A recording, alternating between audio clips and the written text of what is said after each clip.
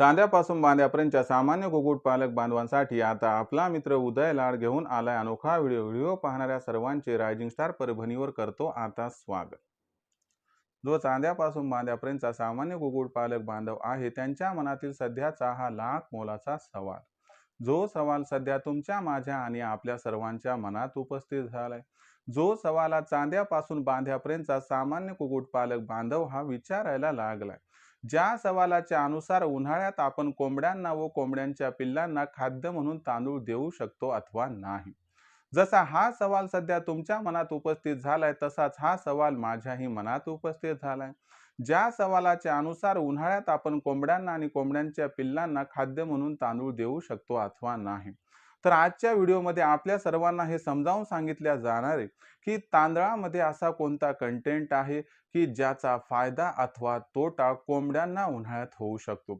तांदूळ थंड आहे का तांदूळ गरम आहे हे सगळं आजच्या व्हिडिओच्या माध्यमातून समजावून सांगितले जाणार आहे। म्हणून आपल्या सर्वांना एवढीच विनंती करतो की यासाठी आपण सर्वांनी हा व्हिडिओ सुरुवातीपासून आता शेवटपर्यंत पाहावा। जिथं व्हिडिओ पाहत असताना आपल्या सर्वांना व्हिडिओ आवडल्यासारखा वाटेल तिथं व्हिडिओ लाईक करा। जास्तीत जास्त सामान्य कुक्कुटपालक बांधवांपर्यंत हा अत्यंत महत्त्वाचा व्हिडिओ पाठवण्यासाठी व्हिडिओला शेअर करा। जर चॅनलला आतापर्यंत सबस्क्राईब केलं नसेल तर सबस्क्राईब करून जरूर नोटिफिकेशन बेलला ऑल करा। याच्यामुळे येणारा प्रत्येक व्हिडिओ हा आपल्या सर्वांना या ठिकाणी मिळत राहतो आता सतत। जो चांद्यापासून बांध्यापर्यंतचा सामान्य कुक्कुटपालक बांधव त्यांच्या मनातील सद्यस्थितीचा हा लाख मोलाचा सवाल आहे। ज्या सवालाच्या अनुसार उन्हाळ्यात कोंबड्यांना आणि कोंबड्यांच्या पिल्लांना आपण खाद्य म्हणून तांदूळ देऊ शकतो अथवा नाही। आता हा प्रश्न कशामुळे निर्माण झाला तर प्रथम समजून घ्या की माझा सामान्य कुक्कुटपालक बांधव जो चांद्यापासून बांध्यापर्यंतचा आहे त्याच्याकडे तांदूळ सहजरित्या उपलब्ध होतो आणि त्याच्यामुळे तो 12ही महिने तांदळाचा वापर करतो। मग आजच्या व्हिडिओत हे समजून घेऊयात की उन्हाळ्यात कोंबड्यांना आणि कोंबड्यांच्या पिल्लांना खाद्य म्हणून तांदूळ द्यायला पाहिजे अथवा नाही। जर आपण सर्वांनी बघितलं तर कोंबडी आणि कोंबडीची पिल्ल ही शीतरक्तपेशी असणारे पक्षी आहेत। याचा अर्थ तुम्हाला माहित झाला असेल बहुतेक। शीतरक्त पेशी असणारे पक्षी म्हणजे काय की बाहेरच्या वातावरणात झालेला बदल ज्यांच्यावरती फार लवकर अफेक्ट करतो। म्हणजे जे स्वतःच्या शरीरातलं तापमान कमी पण करू शकत नाहीत आणि वाढवू सुद्धा शकत नाहीत, अशा पक्ष्यांना अथवा प्राण्यांना शीतरक्त पेशी असणारे पक्षी अथवा प्राणी म्हणतात।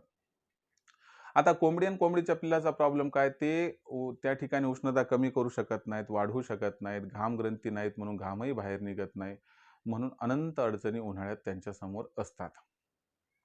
मग अशा परिस्थितीमध्ये उन्हाळ्यात जर कोंबडी आणि कोंबडीचं पिल्लू जर तापमान कमी करू शकत नसेल तर उन्हाची तीव्रता वाढली की ते एक्सपायर होऊ शकतात। मग अशा पद्धतीच्या खाद्य घटकाचा व खाद्य कंटेंटचा वापर करावा लागेल की जे थंड असायला हवं, जे पचायला हलकं हवं, ज्यामुळे काही ना काही प्रमाणात पाण्याचा ओलावा हा कोंबड्यांच्या शरीरामध्ये प्रवेश करू शकेल। या क्रायटेरियावरती मग तांदूळ यशस्वी बसतो अथवा नाही तर लक्षात घ्या, तांदूळ अजिबात ओलसर नसतो, तो 100% कोरडा असतो। तांदळामध्ये कार्बोहायड्रेट्स असतात, ते कोंबडीचं आणि कोंबडीच्या पिल्लांचं पोट भरण्यासाठी अत्यंत उपयुक्त असतात। पण सगळ्यात महत्त्वाची गोष्ट आहे की कोंबडीच्या शरीरामध्ये उन्हाळ्यामध्ये थंड पदार्थ जायला हवेत। मग तांदूळ उष्ण आहे का थंड आहे? तर तुम्हाला सांगतो, तांदूळ थंड पण नाहीये आणि तांदूळ उष्ण पण नाहीये, तांदूळ समशीतोष्ण आहे।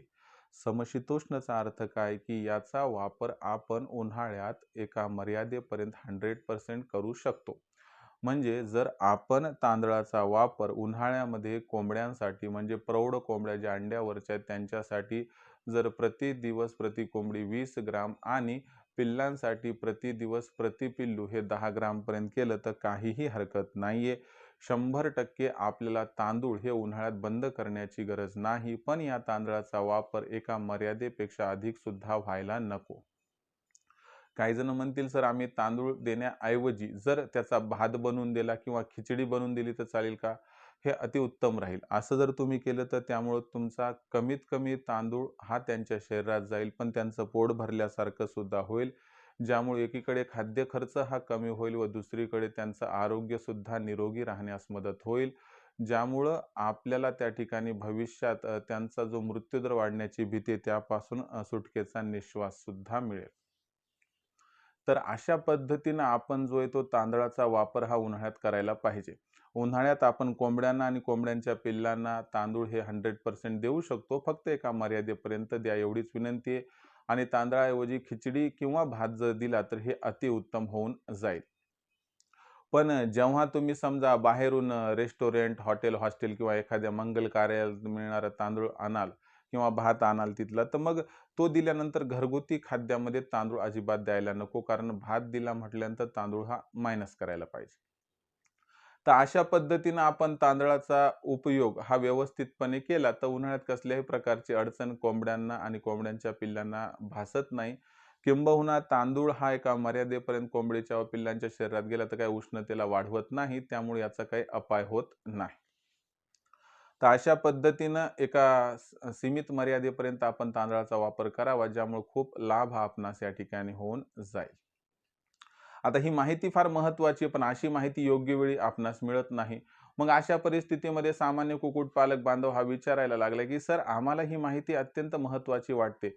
आम्हाला वाटते, की तुमच्यासह जोडले जाऊन तुमचं मार्गदर्शन प्राप्त करून या व्यवसायामध्ये पुढे जावं.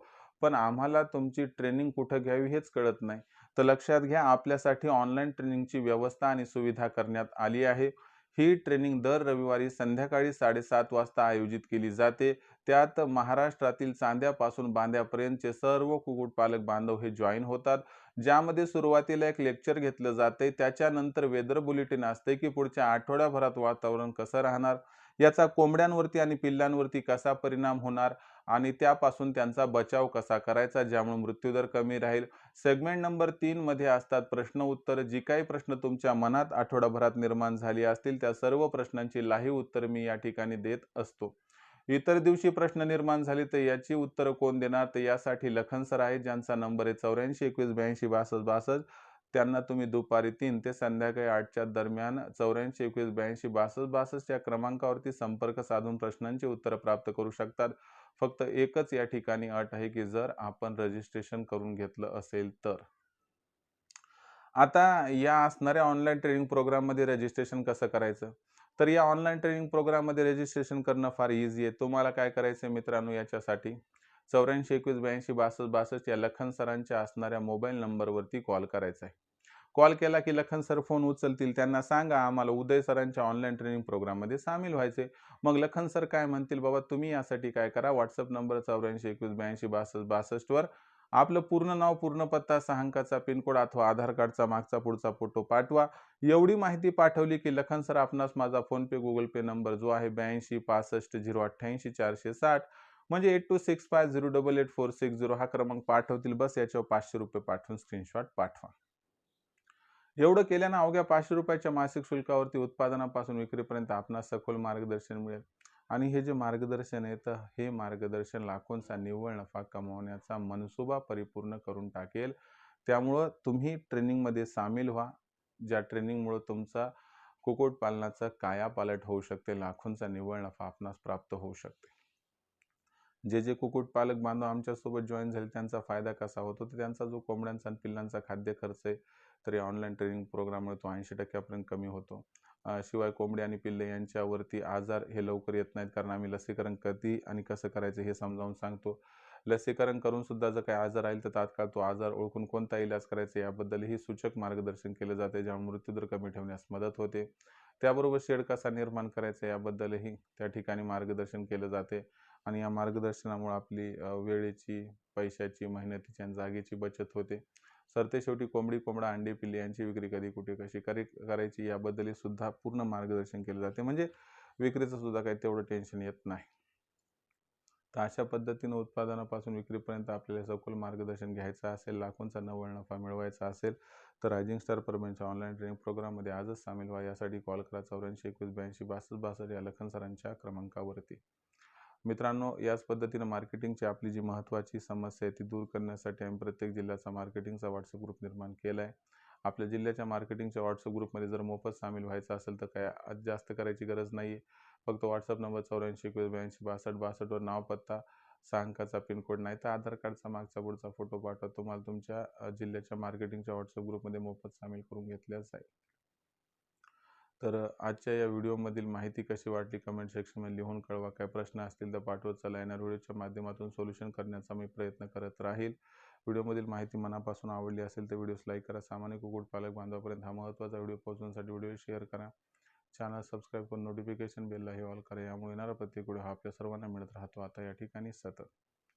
तर मित्रांनो, अशाच एका नवीन व्हिडिओसह मी आपला मित्र उदय लाड आपल्या सर्वांना आवडते YouTube channel rising star Parbhani मिळत राहील सातत्याने. तोपर्यंत सर्व कुक्कुटपालक बांधवांचे आजच्या व्हिडिओत मनापासून व्यक्त करतो खूप खूप आभार.